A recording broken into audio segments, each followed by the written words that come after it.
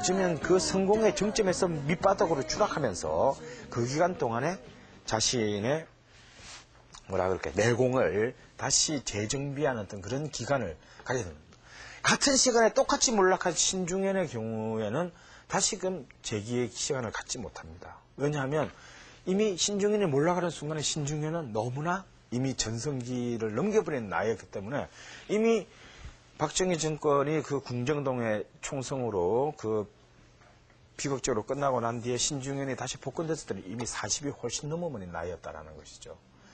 그렇게 해서 이제 우리의 불운한 천재 신중현의 전승시대는 참 불행하게 마감하지만 그 시대를 다시 새롭게 이어받은 황제는 이제 80년대가 시작되는 바로 그 시점에 막 30줄에 들어서던 조용필에게 왕자가 돌아가게 됩니다. 물론 오빠가 되기에는 이제 30이라는 나이는 사실 굉장히 많은 나이입니다. 그죠? 하지만 조용필은 우리 여기 사진은 나왔지만 그렇게 훌륭한 미남이라든가 요즘 말로 하자면 굉장히 뛰어난 그 또 외모나 몸매를 가지고 있다. 이렇게는 섹스 어필하는 어떤 그런 요소를 가지고 있다고 보기는 저는 같은 남자여서 모르겠지만 힘들다고 봅니다. 그런데 그런 그가 왜 그런 압도적인 그것도 그냥 단순히 1, 2년 반짝하고 끝난 것이 아닌 거의 10년에는 어쩌면 지금 이 순간까지도 그 세대에게는 영원한 오빠 부대의 그냥 핵심 인물로 남아있을 수 있었는가. 어쩌면 이것이 개인 조용필의 힘이 아니라 80년대 한국 음악 산업의 힘이기도 저는 했다고 생각을 해요. 일단 조용필에게 있어서는 조용필은 제일 중요한 무기를 갖고 있었어요. 바로 가창력입니다.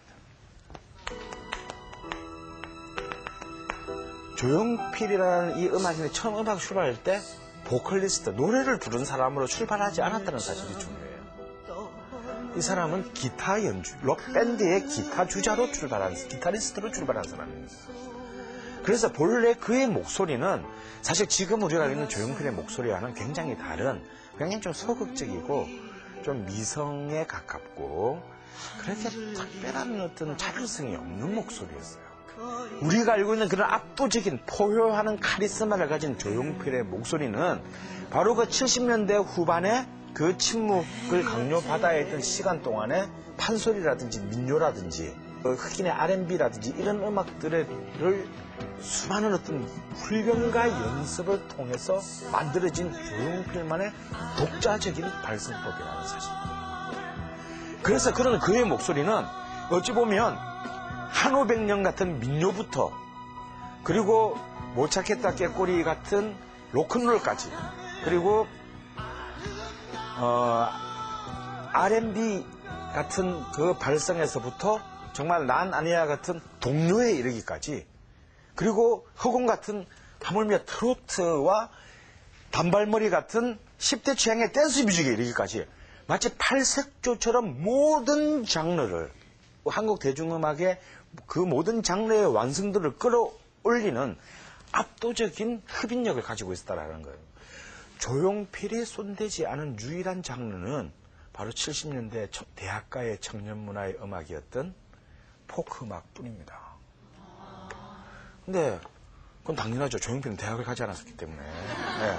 고등학교를 졸업하기도 전부터 이제 그 밤무대 밴드 생활을 시작했기 때문에 그 대학가의 문화를 70년대의 통기타 문화를 제한 모든 음악이 바로 이 조용필의 압도적인 자산이 됐어요. 저는 어찌 보면 조용필은 짧은 한국 대중음악사에서 서양음악사에서 바하가 가지고 있는 어떤 그런 지위하고 비슷한 것 같아요. 그 앞에 존재했던 모든 그 장르들을 독자적으로 창조적인 방식으로 집대성했습니다. 그렇게 해서 정말 10대부터 60대의 세대까지를 전 세대를 아우를 수 있는 그런 호소력을 오로지 자신의 노력으로 정말 만들어낸 그 인물입니다. 그래서 그의 생명이 일단 굉장히 길지 않는가. 이건 이제 조용필 개인 인물이에요. 그 다음으로 중요한 점은 뭐냐면요. 많은 사람들이 간과하는데 조용필은 뛰어난 작곡가였다는 사실이에요. 싱어송라이터라 그러죠. 예. 뭐 외국 개념인데 싱어이면서 가수이면서 송라이터다, 작곡가이다. 이제 자기가 부르는 노래를 자기가 만드는 사람을 말합니다. 물론 조용필도 많은 작곡가의 곡을 받아서 부르기는 했었지만 너무나 많은 음반을 냈기 때문에. 그렇지만 조용필의 역사에 있어서 가장 중요한 음악들은 전부 다 조용필 자신의 작곡에 의한 것이라는 거예요. 물론 김민기라든지 한대수라든지 특히 청년문화의 기수들은 다 싱어송라이터였습니다. 그러나 이런 메인스트림 주류의 슈퍼스타 중에서 싱어송라이터로 자리매김한 사람은 조용필이 처음입니다.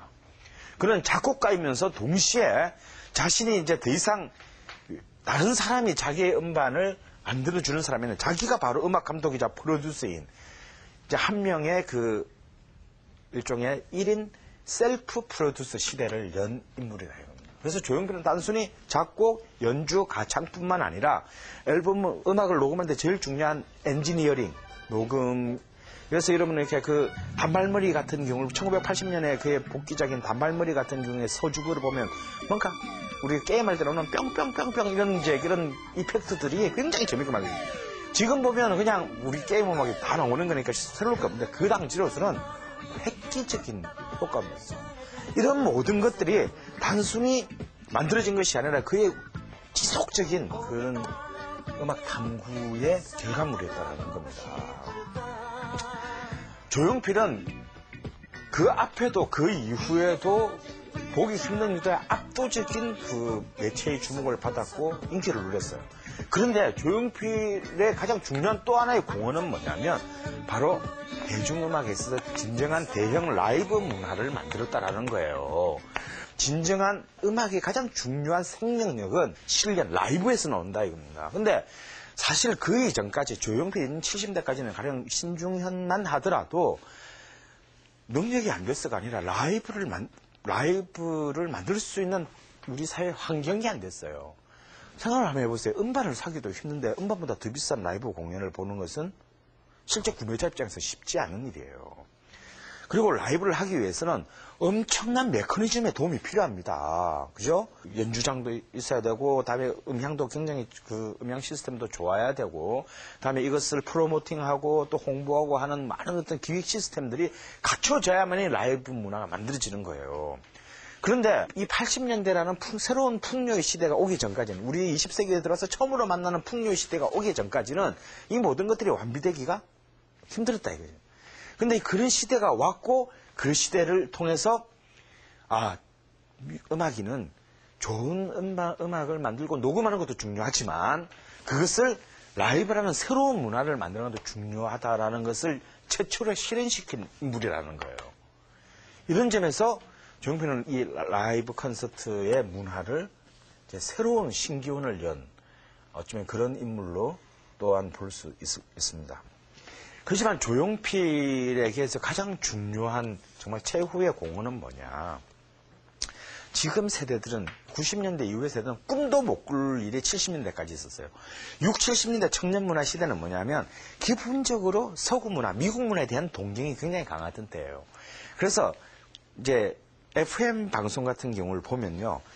주 편성은 거의 뭐냐? 다 외국의 팝 음악이에요. 우리나라 노래는, 우리나라의 편성은 거의 몇 시간 들어가 있지 않았고, 왜 들어가 있지 않았냐면, 아무래도 가장 인기 있는 것은 팝음악이었습니다. 그렇기 때문에 우리나라 음악을 들으면 왠지 이렇게 수준이 좀 떨어지는 그런 사람 취급을 이렇게 받아야 했어요.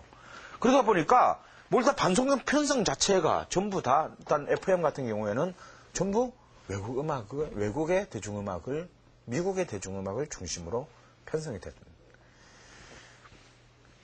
정말 대중음악을 음반을 구매하고 하는 사람들도 전부 다 이렇게 그 팝음악을 먼저 사고 그 다음에 아주 어쩌다 한 장 정도 이걸 사는 이런 정도에 불과했는데 이러한 미국과 서구의 팝음악에 대한 한국 대중음악의 시장의 우위를 결정지은 인물이 뭐냐면 바로 이 조용필의 시대에 이르렀다는 거예요.